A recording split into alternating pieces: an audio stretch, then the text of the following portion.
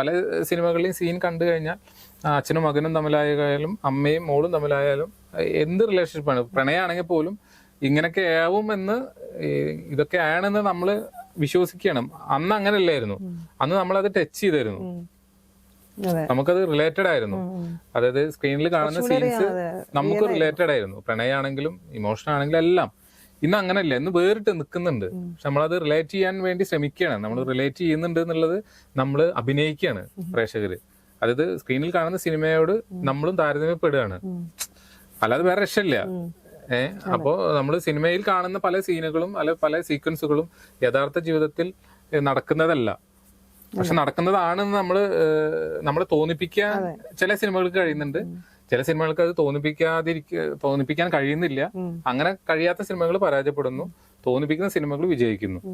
പക്ഷെ അങ്ങനെ വിജയിക്കുമ്പോഴും അതൊരിക്കലും യാഥാർത്ഥ്യത്തിൽ നിന്ന് മാറിയിട്ട് തന്നെയാണ് നിൽക്കുന്നത്. പക്ഷെ പണ്ട് ഇവരൊക്കെ ചെയ്തിരുന്ന സിനിമകൾ എങ്ങനെയാ വെച്ചെങ്കിൽ ഒരു സീൻ കാണുന്ന സമയത്ത് നമ്മളെ അത് ടച്ച് ചെയ്തിരുന്നു.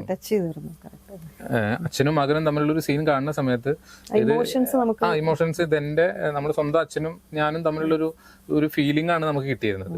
ഇന്ന് അതുണ്ടോ എന്നുള്ള കാര്യത്തിൽ സംശയമാണ്.